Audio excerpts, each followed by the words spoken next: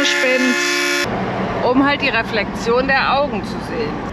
Fertig ist es, raus sind wir. Jetzt fahren wir zum ersten Mal eine Strecke quasi zurück. Gucken wir nochmal auf die Karte, wo man sie überall langfahren kann. Mal von da nach da. Doch bevor es um die Welt geht, ist immer noch Afrika dran. Los geht's. Wir wollen Katzen, Freunde. Es tut uns furchtbar leid. Wir haben euch so lieb, aber wir wollen heute Katzen. Euch haben wir jetzt 2 Tage lang so viel gehabt. Wir sind Rüpel, aber wir haben auch für euch keine Zeit.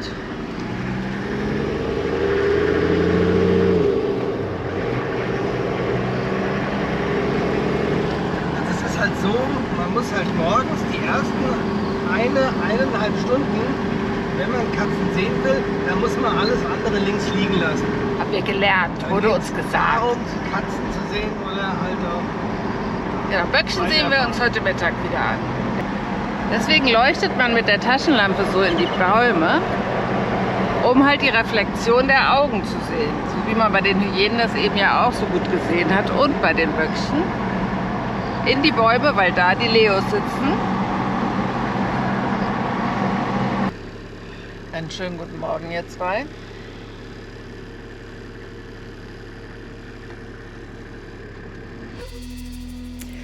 Und dann sehen wir ihn. Ein prächtiges Leo-Männchen pirscht sich recht unbeeindruckt von seinen Zuschauern aus dem Dickicht heran. Hallo und herzlich willkommen zu einer neuen spannenden Woche mit uns. Wir sind Yvonne und René und bereisen diesen abenteuerlichen Kontinent seit über 5 Jahren in unserem Toyota Land Cruiser Tembo. Immer auf der Suche nach dem besonderen Moment und ein frei lebender Leo ist immer spektakulär. Willkommen im Wildlife Afrikas. Have fun.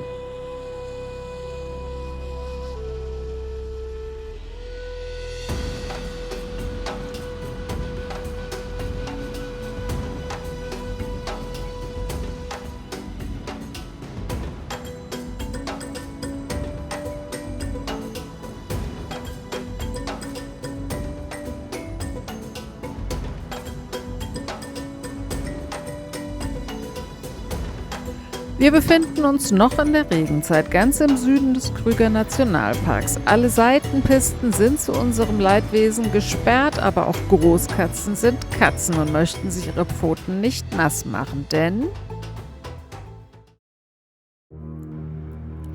wir stoßen auf ein Rudel Löwen. 2 prächtige Männchen und 3 Löwinnen schlendern scheinbar entspannt auf dem trockenen Asphalt entlang. Doch sie scheinen eine Mission zu haben. Wir entdecken im hohen Dickicht einige sehr aufmerksame Giraffen. Sind sie das Ziel? Immer wieder splittet sich das Rudel. Einige verschwinden, einige legen sich hin, um kurze Zeit später wieder weiter zu wandern. Das Spiel geht hin und zurück, rechts und links des Asphalts. Werden wir Zeuge eines Kills? Irgendwas liegt in der Luft.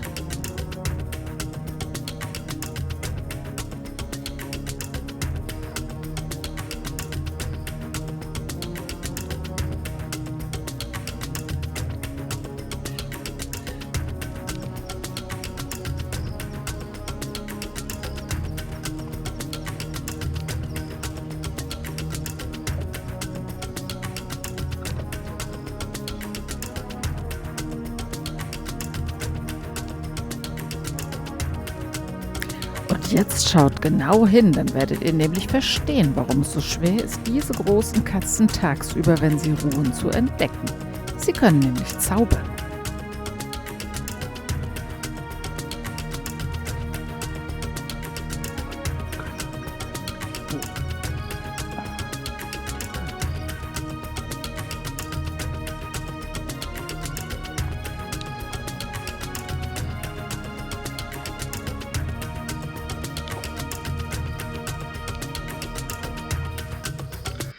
So, der Kollege geht jetzt mal wieder zurück zu seinen Frauen, glaube ich. Die liegen nämlich hier oben gerade verteilt, die kann man jetzt nicht sehen, die liegen im Gras versteckt. Und sind sich irgendwie noch nicht einig, wie hier die Jagdsituation aussehen. Ich glaube, die warten wir darauf, dass da irgendeiner zuerst loszieht. Aber mittlerweile sind die Giraffen noch weg, die Böcke sehe ich jetzt auch keine mehr. Vielleicht entscheiden sie sich auch einfach dazu zu sagen, naja gut, heute machen wir halt mal ohne Frühstück. Ich glaube, jetzt haben wir uns überlegt, ich zocke mir lieber hier so eine kleine Touristin. Na, das Schöne. Jetzt sind wir mal gefahren. Wir haben jetzt hier über eine Stunde, 1,5 Stunden, glaube ich, fast haben wir da gestanden. Ja, es war mega. Es war mega. Und vor allen Dingen, es stand heute es auch auf der Agenda, Löwen sehen, und hat hier wie eine 1 funktioniert. Und gleich so Aber- prächtige. Hat aber auch 1,5 Stunden oder was hat es gedauert? Nee, stimmt nicht. Doch. Nein, eine Doch, Stunde. Doch, eine gute Stunde. Es ist jetzt auf jeden Fall 8 Uhr. Wir sind schon seit 3,5 Stunden wach und unterwegs. Und aber der Tag ist schon gerettet. Das ist super. Ach, wie schön. Mal gucken, was noch kommt. Er ist ja noch lang. Giraffe. Also jetzt habe ich der Dame natürlich schon mal den perfekten Spot präsentiert. Also da vorne gibt es A, ein kleines Krok, aber echt schon so ein kleines Putzi-Krokodil. Nochmal sauber ein Paket Hippos. Und hier vorne schön stinkiger Morast. Und da haben wir noch ein Storchi. Und Enten. Und Baum mit Webervögelnesten drin.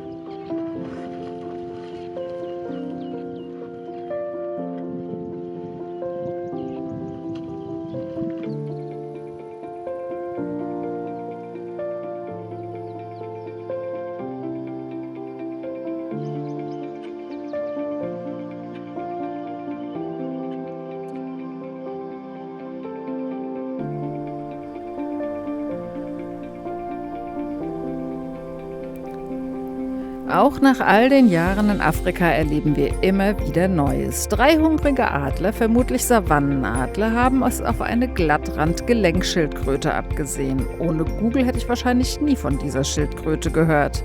Am beeindruckendsten ist aber, während der Adler auf ihr herumtrampelt, bleibt sie völlig unbeeindruckt. Respekt!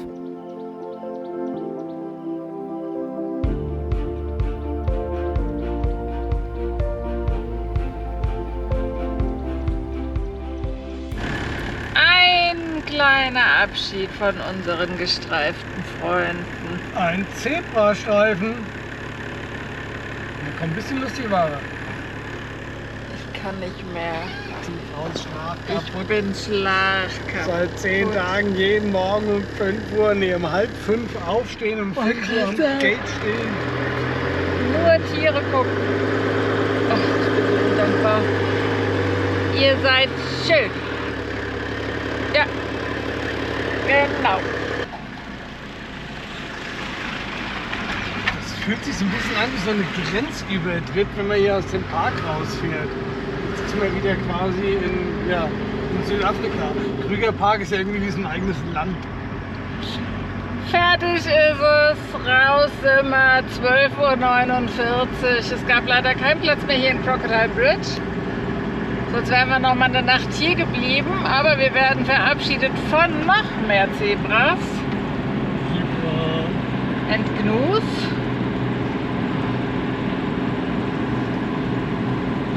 Ja, und das ist der Crocodile River. Der war ja letztes Mal, als wir vor 4 Jahren hier waren, sowas von überflutet, der hat alles mitgerissen. Das ist quasi auch die natürliche Grenze des Kruger Nationalparks. Sehr lustig, haha.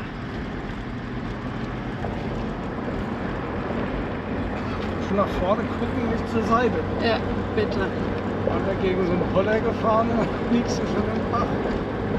Jetzt fahren wir zum ersten Mal eine Strecke quasi zurück.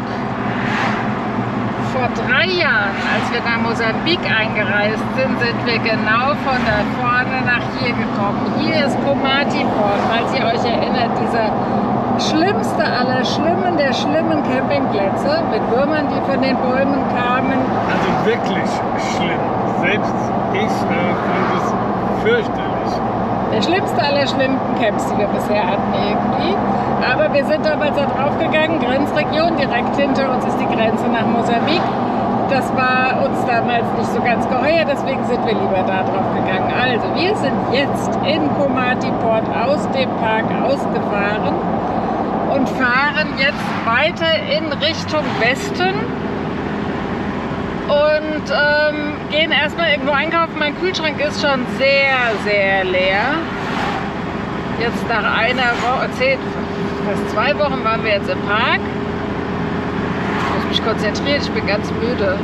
Also ich kann nicht mehr sagen, wir sind jetzt im Park, sind wir 1250 Kilometer gefahren.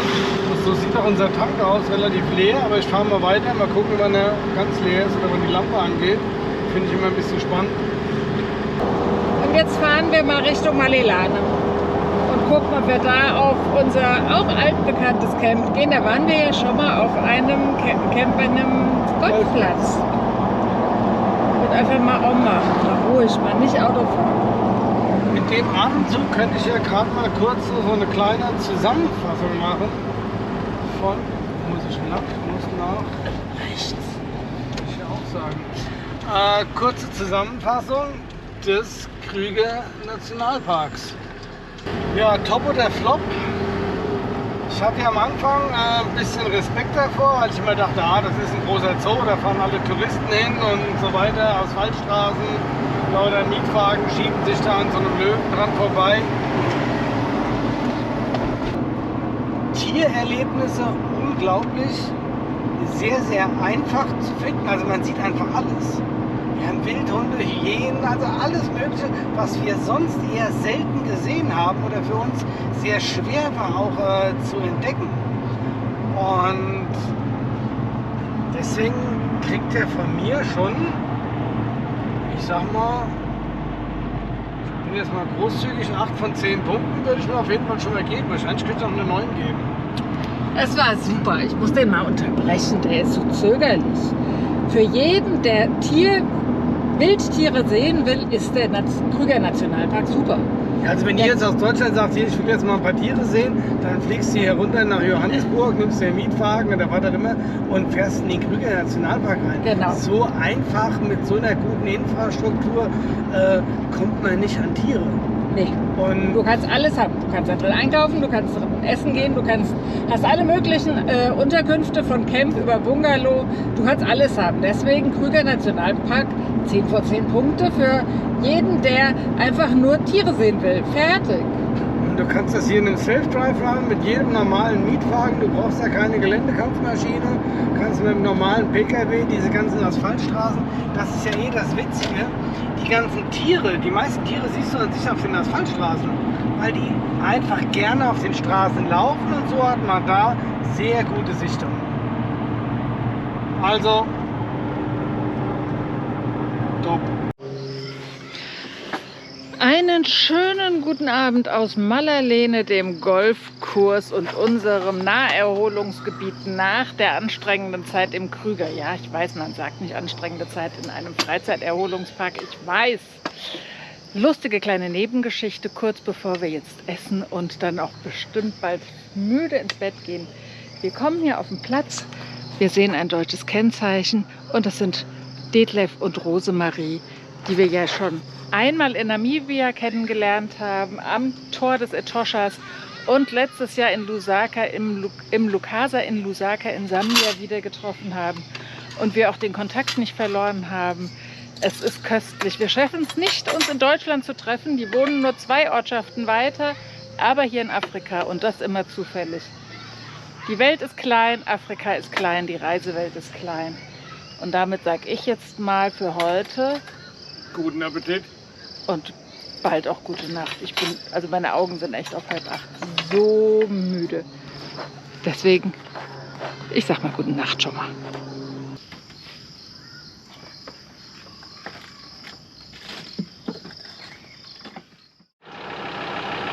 Schönen guten Morgen. Rosi und Detlef verlassen uns jetzt. Nehmen Sie noch einmal mit euch hier auf, das Fridolin.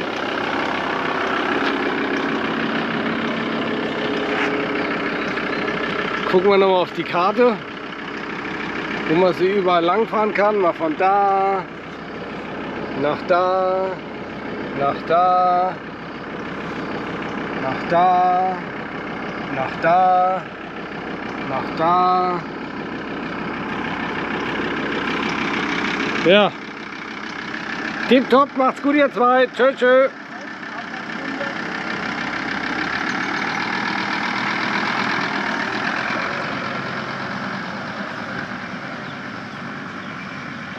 Wir sind abmarschbereit. Hat ein bisschen länger gedauert als üblich. Es ist so schwül. Jetzt gehe ich mal bezahlen und nehme euch jetzt hier noch mal mit durch den Trakt des Golfclubs, wenn da keiner ist. Sonst ist das ja immer so peinlich. Hier wird schwer renoviert. Seitdem wir das letzte Mal da waren, sieht das schon alles anders aus.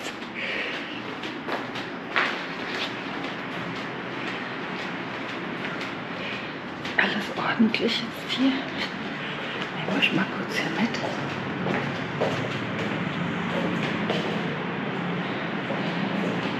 So sieht das hier alles aus. Da bin ich. Letztes Mal war hier alles unter Wasser, weil es ja noch frisch geregnet hat. Jetzt hatten wir sehr viel Glück. Hier ist alles sehr schön, sehr ordentlich. Das Internet ist grauselig. Hier gibt es Firewood. Und jetzt geht es für uns da entlang. Raus Richtung Eswatini.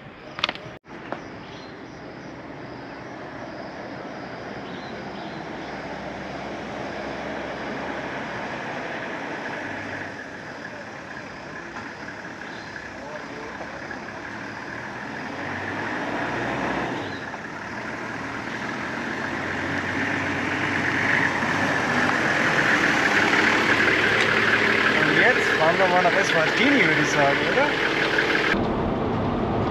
So, jetzt waren wir gerade noch mal schön shoppen gewesen, haben uns noch ein bisschen versorgt. Und jetzt machen wir uns auf den Weg nach Eswatini. Ist hier gerade nur 30 Kilometer, ist ja so ein Land im Land. Und ja, da geht es dann noch irgendwie mal wieder hoch in die Berge. Wir spekulieren ein bisschen darauf, dass da noch eventuell ein Ticken kühler wird, weil es brutal schwül hier momentan. Und ja, das scheint aber ein ganz entspannter Grenzübergang sein. Der fährt mal rein ohne viel Schiss und kann dann wieder durchfahren. Theoretisch kann man durch Eswatini auch an einem Tag durchfahren. Das ist nur ein ganz kleines Land. Aber mal gucken. Da muss ich kurz einhaken. Das zweitkleinste Land Afrikas nach Gambia. Nach Gambia. Lesotho ist noch größer. Ja. Okay. Wahrscheinlich zieht man Gambia noch den Fluss, aber obwohl ja Gambia ist wirklich noch ein Ding, gell? 80 Kilometer weit geht das, glaube ich, ins Land rein und 10 Kilometer rechts und links vom Fluss. Na gut. Also gut, wir nehmen euch mit und zeigen euch mal, wie es in Eswatini aussieht. Das an Mosambik und Südafrika grenzende Königreich Eswatini hat etwa 1,2 Millionen Einwohner und ist mit etwas mehr als 17.000 Quadratkilometern, wie gesagt, der zweitkleinste Staat des Kontinents. Das ist etwa halb so groß wie Nordrhein-Westfalen. Es ist das einzige Land, welches von seinem Monarchen König Mswati III. Absolutistisch regiert wird. Es gibt somit keine politischen Parteien neben ihm. Die Grenze ist erreicht. Es waren 35 Kilometer jetzt von Malalene hierher. Mal gucken, wie unkompliziert oder kompliziert das jetzt wird.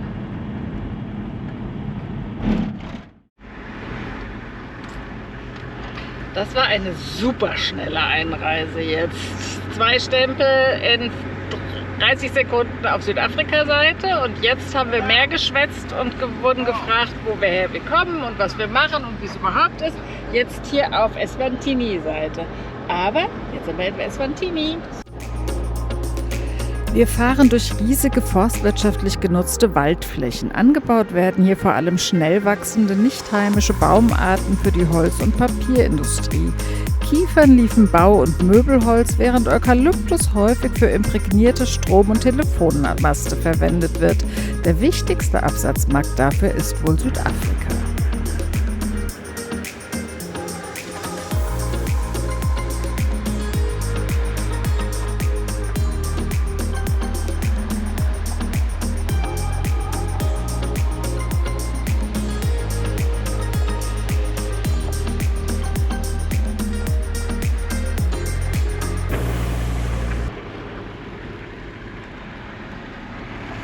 Es ist Pikes Peak erreicht. Und zwar benannt nach dem Franzosen William Pick, der 1884 hier wohl Gold gefunden hat. Und die Goldmine ist nur mittlerweile schon längst geschlossen. Und wie wir jetzt schon die ganze Zeit an der Straße gesehen haben, ist das hier ein Zentrum der Holzverarbeitung. Aber es hat 20.000 Einwohner hier. Sah gar nicht so aus. Das hier unten ist jetzt der Fluss Komati, wie die Grenze. Es gibt ja Grenzübergang, der Komati-Port heißt. Der speist jetzt wiederum einen Stausee und da versuchen wir jetzt dann ein Nachtplätzchen zu finden.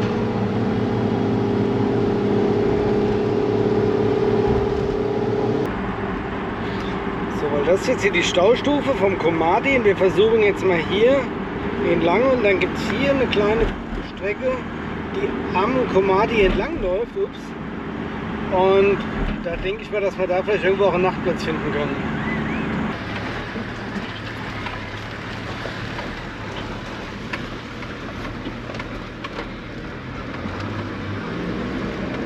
Good road, sister.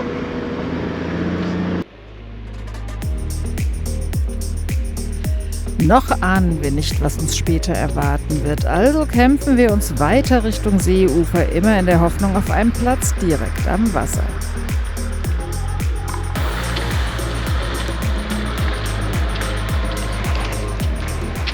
Jetzt haut es auch noch ab. Hier ist schon schwül genug und sie geht einfach. Ist auch witzig, die ganze Zeit ging das linke bremslich und das rechte nicht.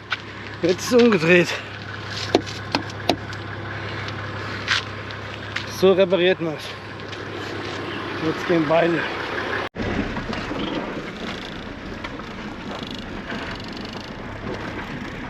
Ja, hier geht es ja ganz schön runter. Ich habe mal den kleinen Scout gemacht und bin hier mal vorgelaufen. Hier kann man nämlich runterfahren. Das sieht gar nicht so schlecht aus. Und da unten ist wie so ein kleiner Mini-Steinbruch. Und da kann man sich ganz gut hinstellen. Jetzt passiert natürlich genau das, was Yvonne gesagt hat. Es donnert und grummelt, das heißt, es wird wahrscheinlich noch regnen. Aber ich hoffe mal, dass das hier nicht so aufweicht, dass wir auch hier wieder hochkommen dann. Ich habe mir nur jetzt hier noch mal ein paar Hölzer genommen, weil hier liegt eine Wasserleitung, dass wir die nicht kaputt fahren. Deswegen lege ich jetzt hier meine Hölzer hier hin und versuche Yvonne da drüber zu lotsen, dass wir die nicht kaputt machen. Gerade, gerade.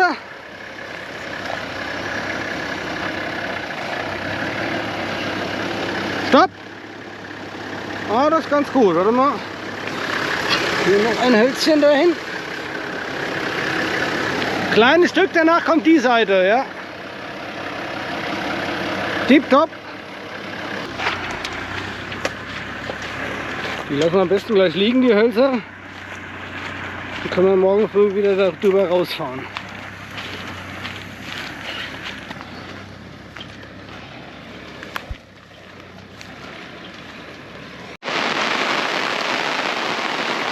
Na, das ist ja ein voller Erfolg.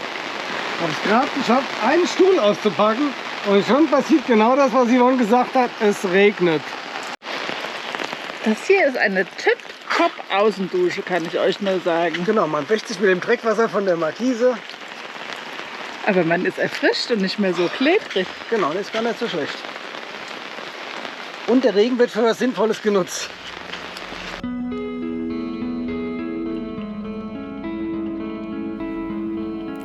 Erfrischt und gefühlt zumindest sauber verbringen wir eine sehr ruhige Nacht an diesem Platz, um am nächsten Morgen dann das zu erleben.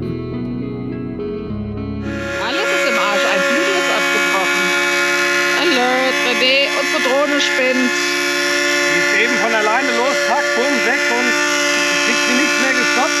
Kann die Finger da oben nicht reintun.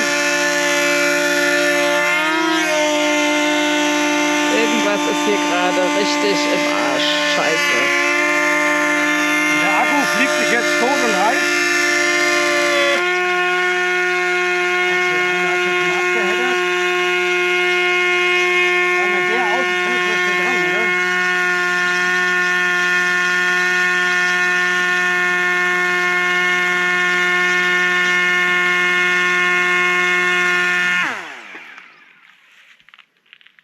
ist denn das hier? Oh Gott, kocht der. Ja, das sieht auch schon aus, als würde er... Ja, also so... Die hat gestern schon Zicken gemacht. Die hat sich so ein bisschen selbstständig gemacht und ich wollte sie eben noch mal ausprobieren. Also ich konnte sie gestern nicht richtig fliegen, das Laufen, die Verbindung weggegangen und die geht auch plötzlich von alleine, ist sie angegangen. Also ja, ich schalte sie generell über den Akku einmal an, aber dass sie dann automatisch losdreht, die Motoren, das passiert ja normalerweise nicht. Und oh, hier ist ja alles verkratzt, der Bildschirm und alles. Und eben habe ich das gleiche, wollte ich sie noch mal testen. War gerade dabei, das alles miteinander zu verbinden und auf einmal legt die Maschine hier los, startet einfach, unkontrolliert und ist dann hier vorne direkt abgestürzt. Da liegt noch der Flügel. Ja, aber hat sich ja, hier das schön, ist halt jetzt komplett im Arsch. Gut, die Arme sind noch dran, haben nur leider einen schweren Kratzer vorne im Dings. Gut, ich weiß ja nicht, wo das Problem ist, aber ich glaube, das war es jetzt erstmal mit Drohnenfliegen. Also das ist ja Sehr schade für uns alle. sowas, mal wenigstens habe ich sie noch in der Hand. Die ist in den See geflogen. Das ist sehr spektakulär. Und kein Finger ist ab. Genau, kein Finger ist ab. Sie hat gestern schon so rumgesponnen und er wollte sie einfach nur ausprobieren. Sehr ärgerlich. Okay, dann erst einmal einen schönen guten Morgen von diesem doch sehr schönen Nachtplatz, aber er ist jetzt getrübt durch diese Drohnen. Das ist schon schade. Weil das gibt ja immer spektakuläre Bilder, nicht nur für euch, finden das ja auch immer schön. Und hier, wir sind direkt hier am See. Wir haben Den hätte ich euch dann noch mal gezeigt. Ja. Das ist nämlich hinter dem Gebüsch. Wieder erwartend ist es ja nach Plan verlaufen und es hat nicht die ganze Nacht geregnet, weil da hatten wir nämlich ein bisschen Sorgen, wenn es die ganze Nacht geregnet hätte und es geht hier so abschüssig im feuchten Gras hier runter, dass es dann heute Morgen Probleme hätte geben können, da wieder hochzukommen. Und ich habe auch gestern sicherheitshalber schon mal die Freilaufnaben heimlich reingemacht. Hat er mir nicht gezeigt. Ja, manche Dinge mache ich besser heimlich, damit die Yvonne besser schlafen kann. Und ja, jetzt geht es ja einfach mal weiter, gucken wir mal, wo der Weg uns noch hinführt und dann wollen wir, es gibt hier so eine Glasbläserei und die wollen wir uns mal anschauen gehen. Doch das zeigen wir euch dann in der nächsten Woche. Für heute sagen wir Danke fürs Zuschauen. Denkt immer daran, wenn es euch gefällt, lasst uns ein Like und ein Abo da und empfiehlt uns gerne weiter. Wenn ihr uns direkt unterstützen möchtet, findet ihr den Link zu PayPal unter der Videobeschreibung. Danke für alles und jetzt bleibt nur zu sagen, bleibt alle schön gesund, habt eine tolle Woche und wir sehen uns dann nächsten Sonntag wieder. Tschüss und bye bye.